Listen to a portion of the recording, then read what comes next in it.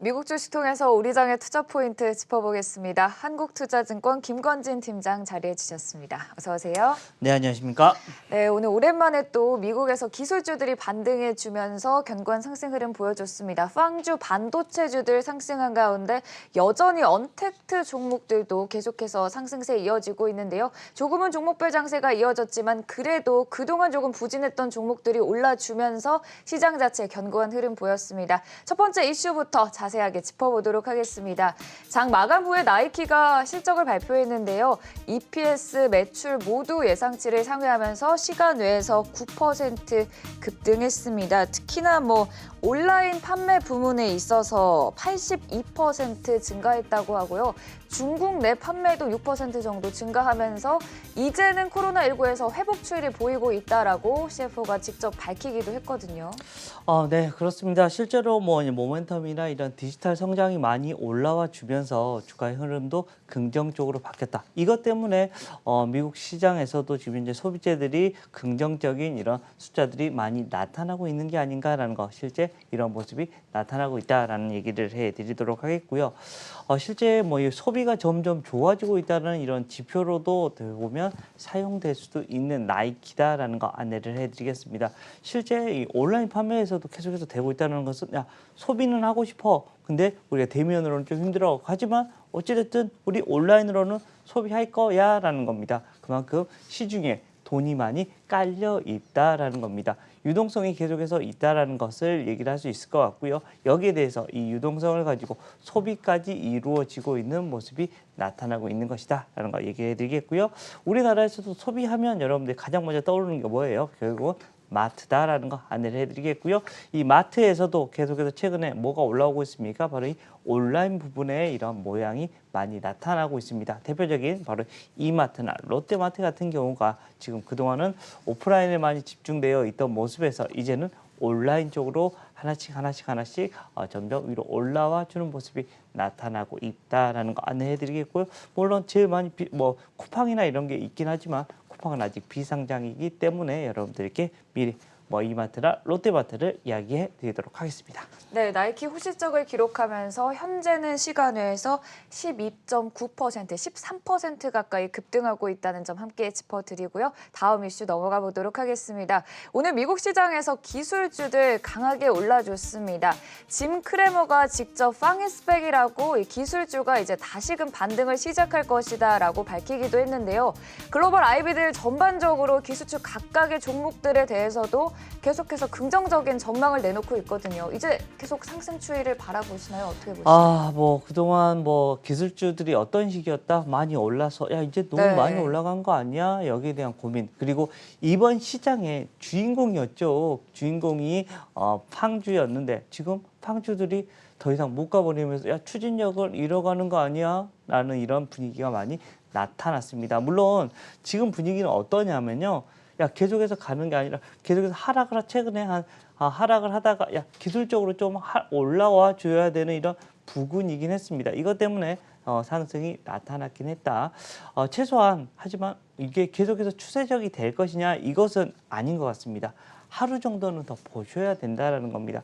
쉽게 60일선 거의 가까이를 맞고 위로 올라오고 있는 중이기 때문에 이게 다시 추세가 되기 위해서는 이게 최소한 하루 이틀은 더 위로 상승을 해줘야지 다시 팡주가 올라가고 있는 거구나라고 이렇게 판단하지 지금까지는 아직은 기술적 반등 정도라고 여러분들이 판단하셔야 된다. 하지만 여기에도 의미가 있긴 합니다. 왜? 계속해서 그냥 속절없이 내려오고 있는 모습이 아니기 때문에 일정 부분은 천천히는 가능해 보인다라는 거 안내를 해드리겠습니다.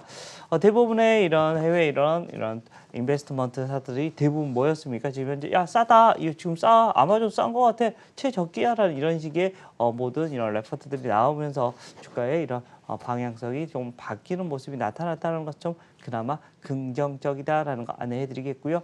어제 우리나라 시장에서도 지금 현재 이런 모습이 많이 나타났죠. 실제 우리나라 시장에서도 많이 하락을 있었던 것 조금은 오늘은 멈춰줄 수 있는 모양이 나타나 줄 수 있을 것 같습니다. 거기에 대표 주자 결국은 삼성전자랑 SK하이닉스가 좀 멈춰주고 기술적 반등이라도 다시 한번 나와줘야 되는 모습이 나타나야 된다라는 거 안내를 해드리겠고, 그동안 우리나라 시장은 사실 뭐였어요? 동학개미 운동들 같은 거 이런 개인들의 계속해서 매수세가 많이 몰렸었는데, 최근 들어서는 어떤 분위기다? 개인들이 이상하다.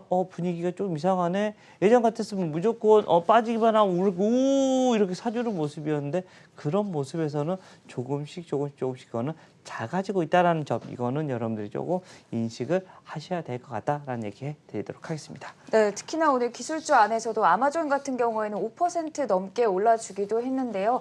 저가 매수세 유입과 함께 앞으로에 대한 긍정적인 전망까지 지금 나오고 있는 상황이라는 점 짚어주셨습니다.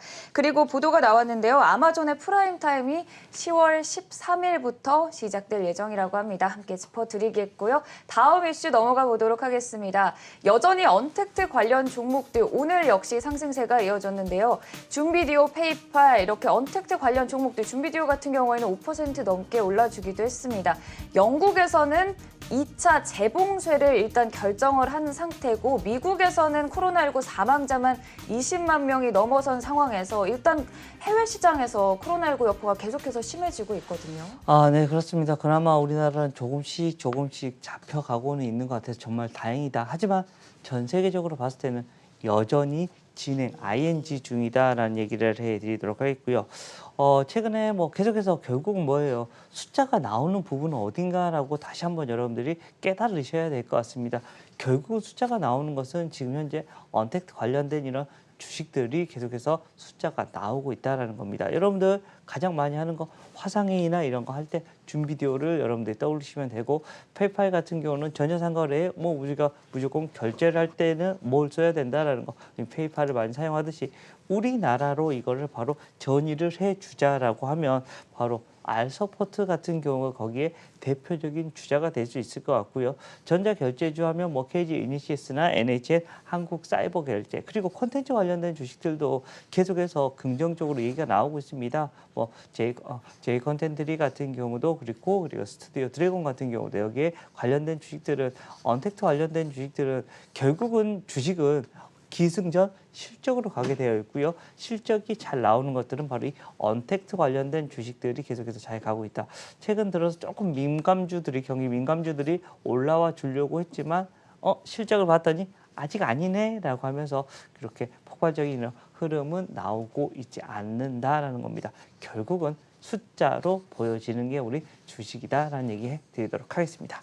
네, 이렇게 언택트 시장에 대한 얘기까지 나눠봤고요. 미국에서는 이틀째 언택트 관련주들 상승했다는 점 짚어드리겠습니다. 자, 그리고 테슬라가 지금 배터리데이 행사가 진행 중인데요. 신개념 배터리를 공개하겠다라고 밝힌 상황에서 킬로와트당 비용을 절반으로 줄일 것이다라는 입장 역시 발표된 상황입니다.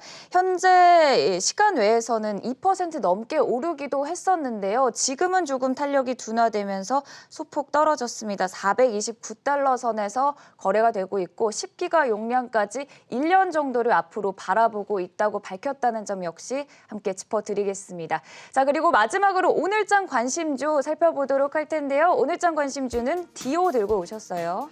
네, 그렇습니다. 디오. 제가 어릴 때부터 가장 가기 싫어하는 병원은 치과였습니다. 실제로 그냥 개인적인 TMI였네요. 너무 무섭는데 우리가 실제 근데 오복 중에 하나라고 하잖아요. 정말 이빨은 정말 중요한 것 같다라는 정말 거 얘기를. 진심이셨나 봐요. 사투리가 살짝. 그렇습니까? 죄송합니다. 네, 어찌됐든 그렇다라는 거 얘기를 해드리겠고요.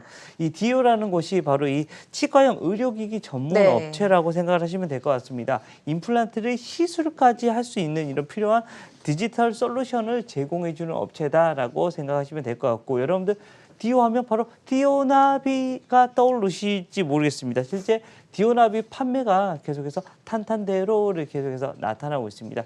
이 회사는 사실은 해외 수출 물량이 70%가 넘어서 코로나19에 조금 취약한 모습이 나타났습니다. 이것 때문에 2분기 숫자가 별로 좋지 않았는데, 이게 여기가 저점이 나올 확률이 좀 커 보인다라는 겁니다. 바로 2분기가 저점이 되고 3분기 때부터는 다시 상승이 되고 4분기가 가장 성수기에 돌입이 된다라는 거 안내를 해드릴 수 있을 것 같고, 그동안 이 디오가 가장 지금 현재 심혈을 기울이고 있는 데가 바로 미국입니다. 미국이 지금 아직까지는 그렇게 확장세가 있지 않았지만 이게 뭐 4분기 그리고 내년에 확장성이 좀 커질 것 같다라는 이런 기대가 나타나고 있다라는 거 얘기를 해드리겠고, 그동안 또 계속해서 심혈을 기울였던 중국 같은 경우는 이제 조금씩 안착을 해가는 모습이다라는 겁니다.